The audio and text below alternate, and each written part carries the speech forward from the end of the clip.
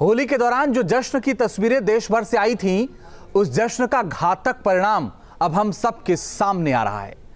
चंद घंटों के उस जश्न ने वायरस की सेना को कई गुना बढ़ा दिया था, जिसका नतीजा यह है कि अब कोरोना किसी के काबू में नहीं और हर किसी के आसपास यह वायरस अटैक करने को तैयार है। लिहाजा अपने आसपास घूम रहे वायरस से बचना आपके अपने हाथ में है। इस बीच नवरात्र भी शुरू हो गया है, रमजान भी है और पंचायत चुनाव भी जारी है। बुधवार को होने वाले शाही स्नान ने भी शासन और मेला प्रशासन के लिए चिंता खड़ी कर दी है और लोगों को लॉकडाउन का डर सता रहा है, जिसके चलते मजदूरों का एक बार फिर से पलायन शुरू हो गया है। ये हालात कब तक रहेंगे, आगे के हालात कैसे होंगे, पिछले एक साल में हमने क्या सीखा और क्या सीख लेकर के हमने बदला, क्यों कोरोना इतना खतरनाक हो गया, आखिर कोरोना की इस दूसरी लहर की वैलिडिटी कब तक, सबसे बड़ा सवाल यही है। और आज चर्चा इसी पर, लेकिन पहले एक रिपोर्ट आपको दिखाते हैं।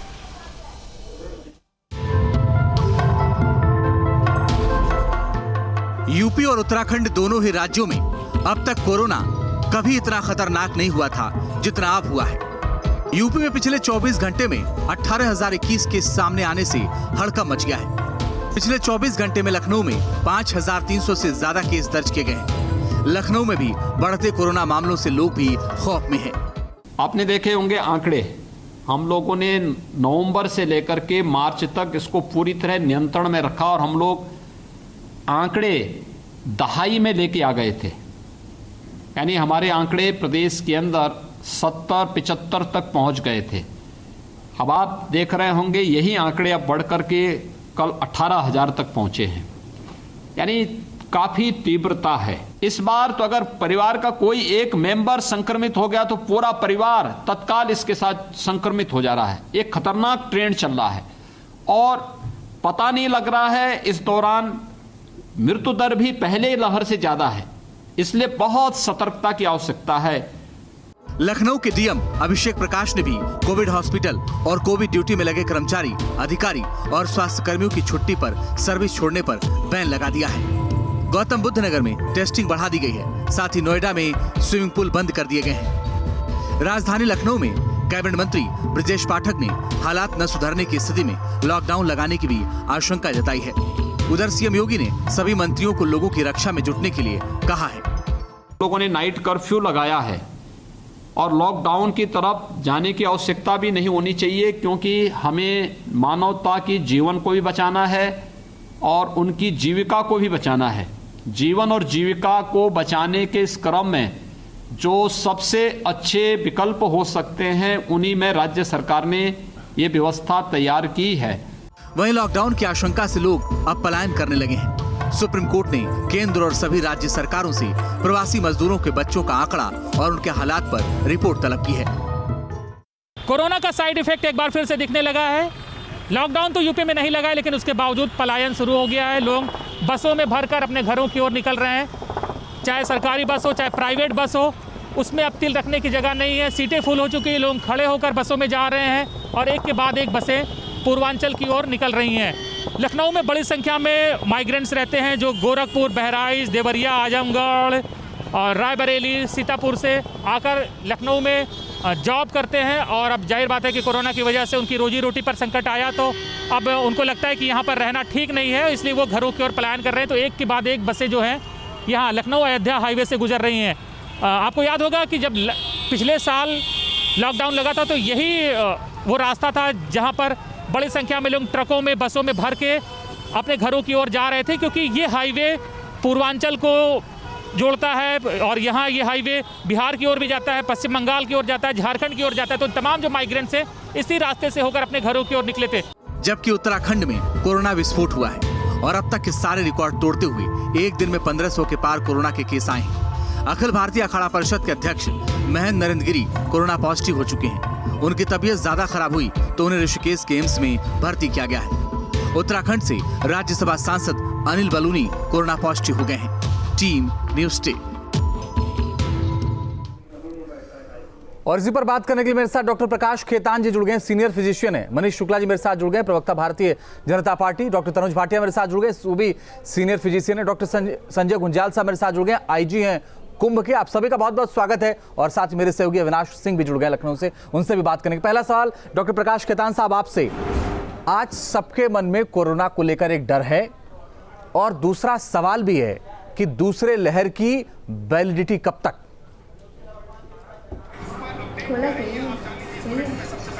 ये बहुत बड़ा सवाल है, ये बहुत बड़ा सवाल है जी। और कोरोना का दूसरा जो कहर है जी, वो इस भयावह रूप में आएगा, ये शायद किसी ने परिकल्पना भी नहीं की थी अभी तक जी। इतनी तेजी से केस बढ़ रहे हैं। रोज 1,60,000 61,000 के ज़्यादा केस आ रहे हैं। मौतों का आंकड़ा क्या तो छुपाया जा रहा है या मौत का आंकड़ा ठीक से आ नहीं रहा है। हॉस्पिटल सारे फुल हैं।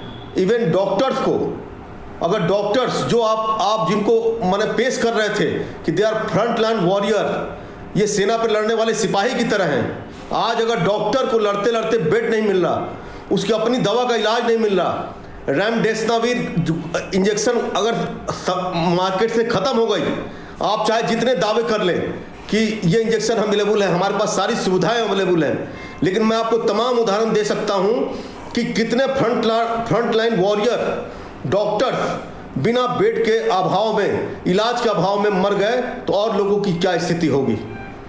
तो आज सारी हदें पार हो चुकी हैं और फिर भी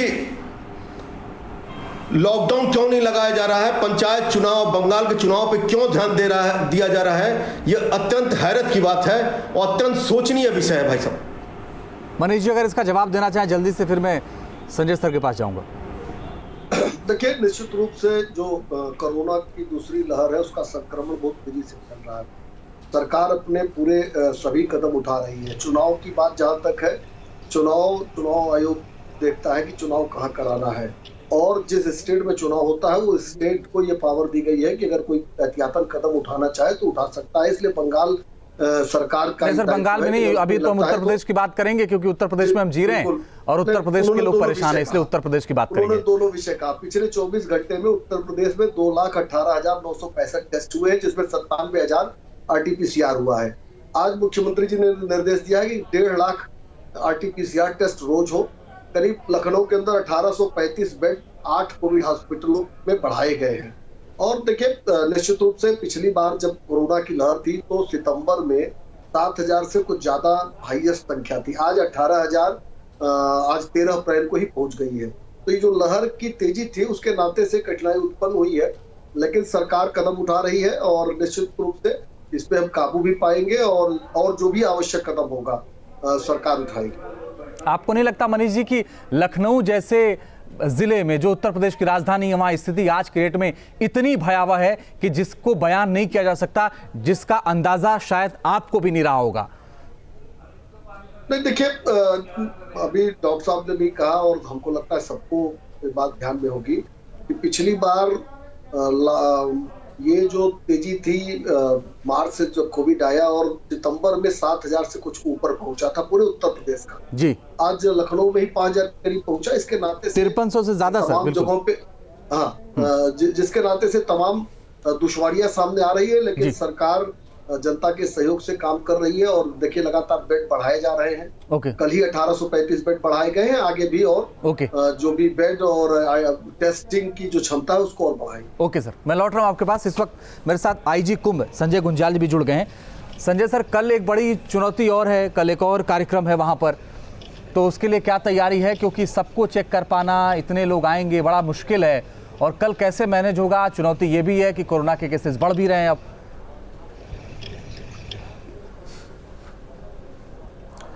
देखिए, कल 14 अप्रैल में बैसाखी का मुख्य स्नान रहता है। इसमें तीसरा शाही स्नान है जिसमें सारे अखाड़ों के द्वारा पार्टिसिपेट किया जाता है। और अगर इससे पहले जो कुंभ पूर्ण कुंभ हुआ था 2010 में, अगर उसके आंकड़े को देखा जाए तो उस समय 1,60,00,000 लोगों ने बैसाखी के स्नान में पार्टिसिपेट किया था। लेकिन इस बार जिस तरह से एकदम एक सर्ज आया है, कोरोना का संक्रमण का दर एकदम बढ़ा है, तो और आज जो भीड़ आई है उसके लिहाज से देखा जाए तो काफ़ी कम संख्या है। और लोगों में यद्यपि उत्साह है, और जो प्रथम शाही स्नान जो कि शिवरात्रि के दिन हुआ था, उस दिन जितनी भीड़ आई थी उस लिहाज से, क्योंकि उस समय संक्रमण दर उस हिसाब से तेज़ नहीं था, लेकिन अब जो पूरे देश में जगह जगह संक्रमण दर आ रही है तो उससे काफ़ी कम लोगों की संख्या है। और इसमें जो चुनौती है कि जितने भी हमारे अखाड़े हैं, 13 अखाड़े हैं जी, उनके शाही स्नान में उनके फॉलोअर्स और साधु महात्मा और जितने भी उनके संत महामंडलेश्वर श्रीअन सब लोगों के द्वारा पार्टिसिपेट किया जाता है, और उसको लेकर लोगों में एक तो आकर्षण का केंद्र रहते ही है और उत्साह भी काफ़ी रहता है, तो भीड़ काफ़ी रहेगी। जी देखिए सर, मैं अगर आपसे ये कह दूं कि देखिए कोरोना बढ़ रहा है, कल से इस कार्यक्रम को रोकने के लिए आप कह दिए तो बहुत मुश्किल है, क्योंकि एसओपी के हिसाब से आप काम कर रहे हैं, मैं ये बात समझ सकता हूं। लेकिन महंत नरेंद्र गिरी कोरोना पॉजिटिव हो गए, उनकी तबीयत सीरियस है, उनको एम्स में भर्ती कराया गया है। अब उनके संपर्क में जो लोग आए थे या जो उनके कांटेक्ट में आए थे, उनको कैसे आप ट्रेस कर रहे हैं? जो हमारे अखिल भारतीय अखाड़ा परिषद के अध्यक्ष भी है और रणजी अखाड़े के प्रमुख भी है महंत नरेंद्र गिरी जी, जब वो पॉजिटिव आए तो पॉजिटिव आने के बाद एक तो स्वयं उन्होंने अपने को आइसोलेशन पे रखते हुए अब वो एम्स में एडमिट है, लेकिन उनके जो क्लोज नेट में या क्लोज प्रॉक्सिमिटी में जितने भी लोग जो हाई रिस्क कैटेगरी में आते हैं उन सभी को आइसोलेशन पे रखा गया है, उनके टेस्टिंग भी हुई है। साथ में अगर देखा जाए तो जो ये पूरा कुंभ की अवधि आमतौर पे जो 1 जनवरी से 30 अप्रैल तक 4 महीने के लिए हुआ करता था, इस बार कोरोना महामारी की वजह से इसे मात्र 1 महीने के लिए रखा गया है जी। स्टेट गवर्नमेंट ने इसे 1 अप्रैल से लेकर 30 अप्रैल के बीच ही रखा है जी।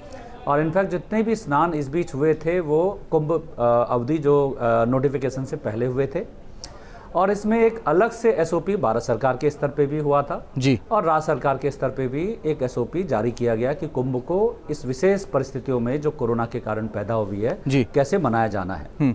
और इसमें माननीय हाईकोर्ट के द्वारा भी जी लगातार इसमें दिशा निर्देश और इसमें एसओपी के पालन के संबंध में निर्देश दिए गए। जी सर। और जो इम्पॉर्टेंट बात है कि सिर्फ मुख्य स्नान के दिन जी, जबकि हरिद्वार में, क्योंकि जो पूर्व इतिहास है हरिद्वार का कि काफ़ी सारे स्टैम्पिड का या भगदड़ संभाव्य काफ़ी सारे स्थान है, और पूर्व इतिहास में भी कई सारे ऐसे स्टैम्पिड्स हरिद्वार में हुए, क्योंकि यहाँ का एरिया, यहाँ का सर्कुलेशन एरिया काफ़ी लिमिटेड है, और यहाँ एक तरफ जो है मनसा देवी का या राजा जी नेशनल के पहाड़ है और दूसरी तरफ माँ गंगा जी है, तो इसके बीच का जो स्थान है काफ़ी लिमिटेड है। तो ऐसे में किसी भी भगदड़ की आशंका पूरे शहर क्षेत्र में रहती है। तो मुख्य स्नान के दिन जबकि लाखों में लोग आते हैं तो हमारे लिए सोशल डिस्टेंसिंग जी या कोविड अप्रोप्रिएट बिहेवियर को इम्प्लीमेंट करना प्रैक्टिकली बहुत मुश्किल होता है। अगर हम उसे करने बैठे जी तो गंभीर हादसे या स्टैम्पेड हो सकता है। बिल्कुल सही, तो ये हमारी एक लिमिटेशन बिल्कुल बिल्कुल आपकी सही, आपकी बात बिल्कुल सही है बेस्ट पॉसिबल कि ये बहुत ज़्यादा हद तक संभव है। मैं लौट रहा हूँ सर, मुझे 2-3 मिनट और दीजिएगा, मैं आ रहा हूँ आपके पास। डॉक्टर तनुज जी, मुझे एक बात बताइए कि जो तस्वीर दिखी पिछले दिनों हरिद्वार में, हमने जो तस्वीर देखी, वो चिंता की बात है या नहीं है? ये हमारी केवल चिंता नहीं है, हमारी बहुत बड़ी गलती है जिसके ऊपर हम लोग हश करके शांत होना चाहते हैं। बहुत इम्पोर्टेंट है, हम नार्को लेसन्स लेने चाहिए। अभी तक जहां पर भी केसेस बढ़े हैं उनका डायरेक्ट रिलेशन केवल और केवल एक चीज से है, वो है क्राउडिंग। जितनी ज्यादा क्राउडिंग होगी उतना ज्यादा केसेस सब्सिक्वेंट टाइम्स में बढ़ेंगे। चाहे फिर आस्था की बात हो, चाहे कर्तव्य की बात हो, हमारे आगे कुछ नहीं आता अगर हम लोग we are acting like a catalyst. Haridwar में जो हो रहा है वो एक कैटलिस्ट है। कैटलिस्ट में हमने एक वो डाल दिया है, एक चेन रिएक्शन सेट इन कर दिया है, जिससे ये केसेस एक्सप्लोजन के फॉर्म में हमारे पास आएंगे ही आएंगे। हमारे को बस ये इंश्योर करना है कि हम आने वाले टाइम में इसको कैसे कंट्रोल करें। उसका स्ट्रिक्टली सिर्फ एक ही तरीका है, by any means just stop that gathering, just stop that crowding. हम लोग अपने ही लोगों की आहुति तो नहीं दे सकते ना इस डिस्कशन में। चलिए, मैं लौट रहा हूं आपके पास। अविनाश में हमारे साथ लगातार बनो मेरे सहयोगी। अविनाश, आज मुख्यमंत्री योगी आदित्यनाथ ने भी खुद को आइसोलेट कर लिया। उन्होंने कहा कि कुछ अधिकारी कोरोना संक्रमित हुए हैं और इसलिए वो आइसोलेट कर, लेकिन वर्चुअली काम करते रहेंगे वो। आज खुद मुख्यमंत्री ने माना कि ये जो स्ट्रेन है, ये जो अभी के जो हालात हैं वो अच्छे नहीं है। क्या तैयारी है राज्य सरकार की इसको लेकर के?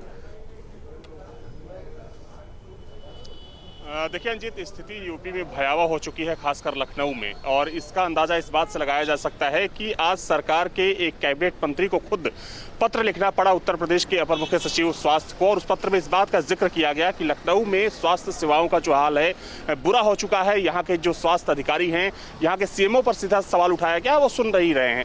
तो इससे बड़ा एग्जाम्पल कुछ नहीं हो सकता अंजित की, चूंकि देखा जाए तो ब्रजेश पाठक न्याय मंत्री हैं, यहीं से विधायक हैं, पूर्वी से, लखनऊ पूर्वी से विधायक हैं, और उनके द्वारा अगर पत्र लिखा जाता है तो निश्चित तौर पर गंभीर है। हाँ, ये जरूर है कि सरकार की तरफ से कई जरूरी कदम उठाए जा रहे हैं, जिसमें कि आज मुख्यमंत्री ने कहा है कि 1.5 लाख से ज्यादा जो RT-PCR टेस्ट है वो कराए जाएं। 12 जिलों में RT-PCR लैब की स्थापना की बात कही गई है।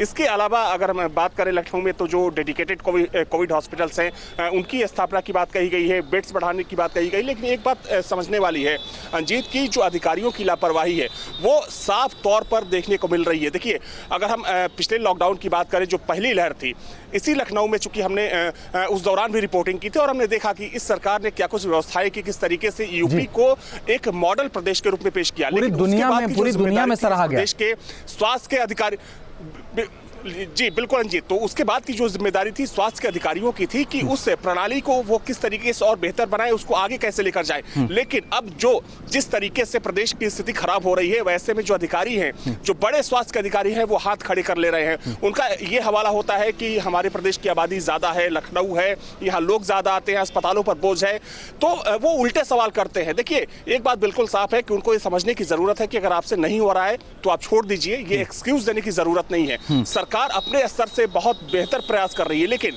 भट पिटवाने का काम अंजीत, इसमें कोई दो राय नहीं है कि जो स्वास्थ्य के बड़े अधिकारी हैं वो कर रहे हैं। चाहे हम सीएमओ की बात करें या अस्पतालों में जो बैठे हुए जो बड़े वहां के एमएस हैं या जो बड़े अधीक्षक हैं, कई अस्पतालों में हम लोग जाते हैं अंजीत, वहां ये बोला जाता है, मरीजों के साथ दुर्व्यवहार किया जाता है, कई जगहों से मरीजों को भगा दिया जाता है। जो फोन कॉल्स के लिए जो लाइनें खोली गई हैं उस पर ठीक से रिस्पांस नहीं दिया जाता है। तो ये स्थिति अब हो चुकी है। सरकार हालांकि इसको लेकर गंभीर है, मुख्यमंत्री गंभीर हैं, मुख्यमंत्री की तरफ से लगातार प्रयास किया जा रहा है, लेकिन कहीं ना कहीं अधिकारियों की लापरवाही की वजह से सरकार की किरकिरी हो रही है और जनता परेशान हो रही है। ये भी सच है। बिल्कुल अविनाश, और आइसोलेट करने के बावजूद भी आज मुख्यमंत्री लगातार मीटिंग ले रहे थे और अधिकारियों को निर्देश दे रहे थे। मनीष जी, आज माननीय अदालत ने यह कहा है कि 2-3 सप्ताह का लॉकडाउन पर विचार करे सरकार, जहां पर केसेस ज्यादा हैं। इस पर विचार करना चाहिए। आपको लगता है कि सरकार इस पर फैसला लेगी?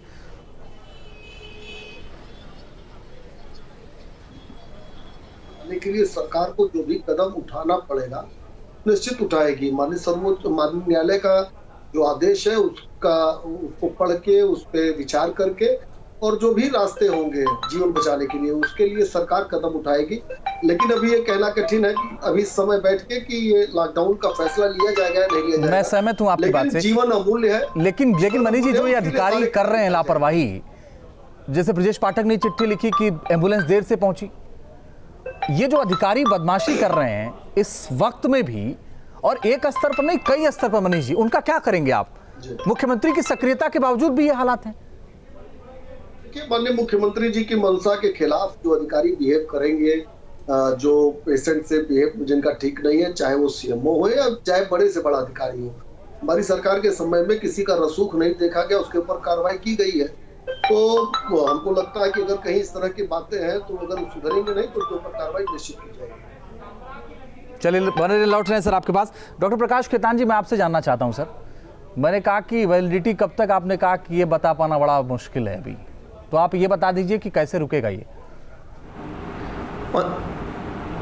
अंजय जी, अविनाश जी और मनीष जी की मैं बात से कुछ सहमत नहीं हूं कि अधिकारी लापरवाह हैं। ये अचानक से इतने केस आए, अचानक से 1,60,000, अचानक से कोई परिकल्पना ही नहीं किया था कि इतने केस भी आएंगे। तैयारी आपकी थी नहीं, तैयारी 260 बेड की थी, 270 बेड की थी। एम्बुलेंस आपके पास 10 थे, 15 थे, 20 थे।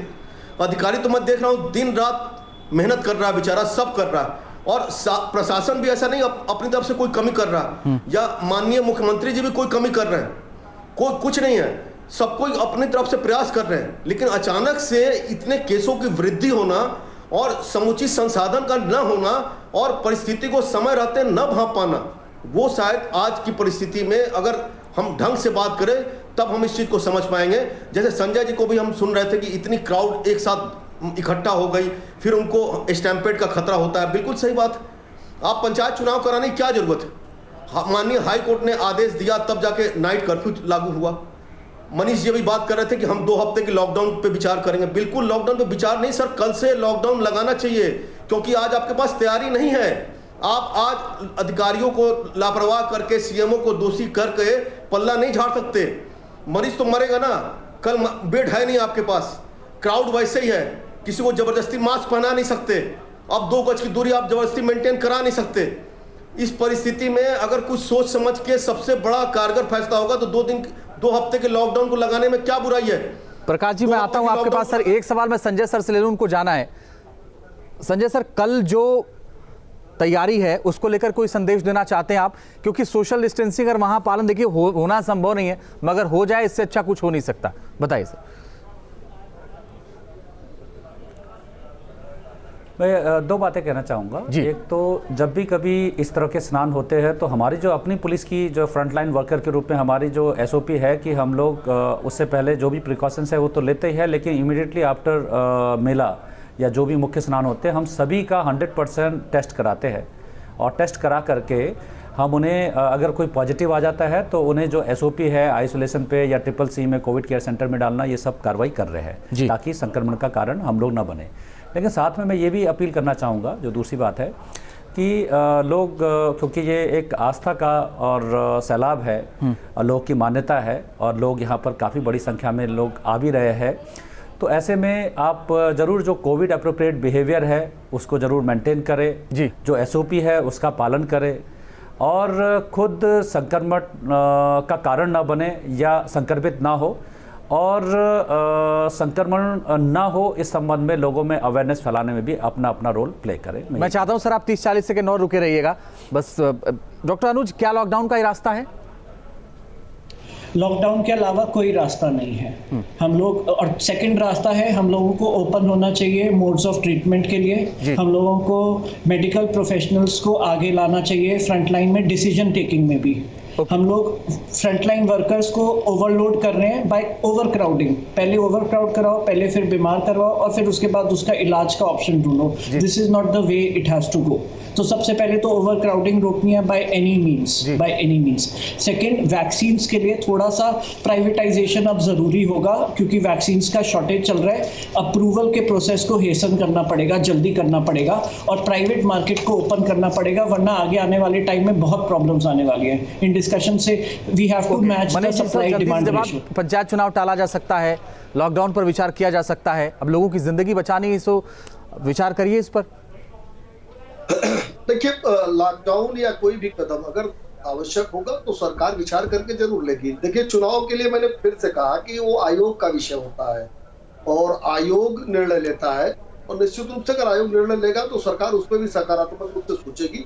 एक बात मैं फिर कहूंगा कि सरकार की मंशा है कि नागरिकों का जो अमूल्य जीवन है वो बचे, उसके लिए सभी एफर्ट्स ले रही है। और अगर बीच में उस मंशा की विपरीत कोई काम करता है तो उसके ऊपर हम लोग निश्चित रूप से एक्शन भी लेंगे। चलिए, बहुत बहुत शुक्रिया आप सबका हमारे साथ जुड़ने के लिए और इस चर्चा में शामिल होने के लिए। सबसे बड़ा मुद्दा में फिलहाल के लिए बस इतना है।